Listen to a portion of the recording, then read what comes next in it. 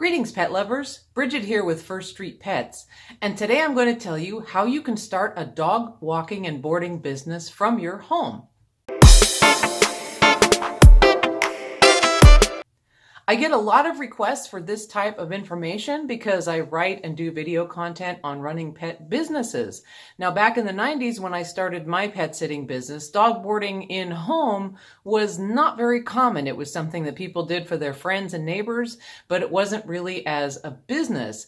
Today, with the rise in popularity of apps like Rover, which has been hugely successful and recently went public, and Wag, these types of services are coming into the mainstream, and many people looking to make extra money or to run a full-time business in pet care need some information on how to start this kind of business for themselves.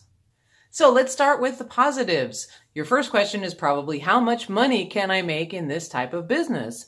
Well, you can actually do pretty well. Now, of course, if you're in a more rural area, a more sparsely populated area versus a metro area, you will have a smaller client base and possibly a different cost of living where folks are used to paying different prices. Prices vary. If you look on the Rover app, which I will link in the description, you can see what folks are charging for in-home care. For daycare or overnight care, it can run anywhere from $25 to $50 or even $75 per day. It just depends on where you are located. So a good idea is to do a search in your area, see what others are charging, and that will give you an idea of the prices that the market can stand in your area. Now, it may seem like, wow, if I get $50 a day and I can take 10 dogs, I can make $500 a day. Okay, hold the phone. So that may be possible, but can you really accommodate 10 dogs in your home? Will you take large dogs, small dogs? You'll need to know something about the dog's personality. So there's a lot more to it than simply the numbers, but we'll get to that in a moment. So how do you go ahead and start your business? Well, a lot of folks do start on apps like Rover because they are huge corporations that have a broad reach. They call themselves the Uber for pets. I used to be negative about them back in the day as a professional pet sitter running my own business, but I've simply had to accept that times are changing, and this is what people are used to today. People want to use apps to book pet sitters, to make a reservation at a restaurant, or to get a ride to wherever they're going. So that's simply the way things work today. It's easy to sign up on these websites and start your business. Now, of course, because they provide referrals for you, they do take a big chunk of the money you make. But it may be a good way to get started, to see if this is going to work for you, and to learn how you want to structure your business yourself. However, if it does work out well for you, it might be a better idea to go ahead and start your own business. And you can check out my other videos and articles that go into detail on this. I'm trying to keep this video kind of short and to the point, but I do have a lot of information linked in the description on the many legalities of starting a business. So speaking of legalities, there are a few things that you want to keep in mind, preferably before you start taking dogs into your home. Number one, zoning laws. When I first moved into my new neighborhood in Sonoma County, I went down to the city hall to get my business license for pet sitting.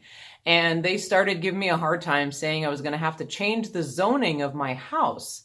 I didn't know what they were talking about, but I think they believed I was going to run a kennel out of my house. I don't. I do pet sitting in the client's home and dog walking. So that was a big hassle for me. So this is something to be considered. If you are going to get a business license, it may not be allowed in your area. So you will want to educate yourself on those laws before starting your business. The second legal consideration is pet limit laws. Now, again, these laws vary from city to city and county to county. In some places, you can only have 2 dogs or maybe 4 dogs. Exceptions may be made for fostering. I know this is a big deal in the rescue community because people foster pets, but it's temporary. So you want to check with your city or county, depending on where you live, to see if there is a limit of how many pets you can have in your home.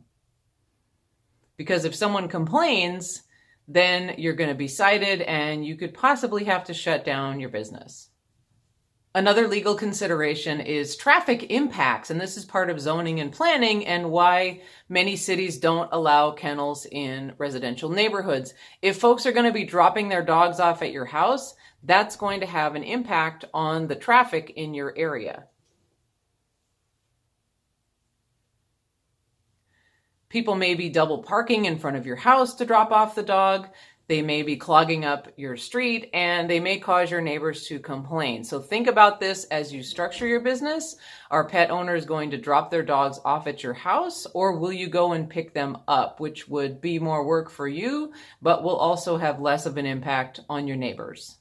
You will need to set yourself up with liability insurance and learn all the ins and outs of what it covers. Now, many insurances will cover, say, an injury to the dog that you are sitting, but not damage to your home. That may be under your homeowner's policy. But your homeowner's policy may not cover you if you are using your home as a business. So you can see there's a lot of complications here that you'll want to look into, because it could be expensive if a dog tears up the wall in your house or bites and injures another dog. There's a lot of things that can possibly go wrong. So you'll want to look into that in the beginning stages of starting your business. Now, bringing multiple different dogs into your home and introducing them or keeping them separate and having them get along is really key to the success of dog boarding at home. I have cats, so it's one of the reasons why I don't bring dogs into my home, because I don't know if they'll be aggressive towards cats or if the cats will be afraid. Some dogs get along with other dogs, some don't. There are various sizes. So these are all really important considerations to think about when you decide what you can manage in your home, if it's just going to be a couple of dogs, if you can do a whole bunch, if you just want to do little dogs, big dogs, whatever is going to work for you. You need to learn about those dogs' behavior and how they're going to get along, or how you're going to keep them separated. Now, socializing can be really good for dogs, and that's one of the benefits of boarding and daycare, is that the dogs can play together and hang out together, and it'll keep them occupied while their owners are at work or out of town. But you'll want to make sure that those dogs can get along and not injure one another before you start turning them loose together.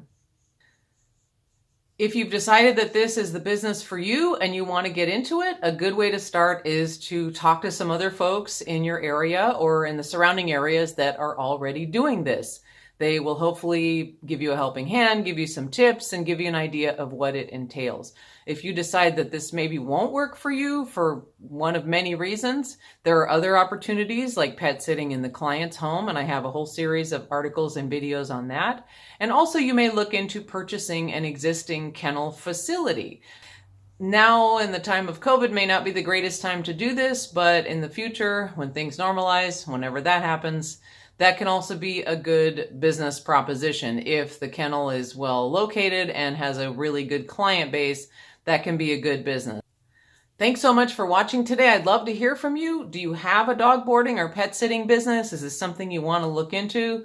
Please comment below. I will put some links in the description that I hope are helpful for you. And if there's any other information you're looking for, please comment and I will try to find it for you and reply as soon as possible. Thank you.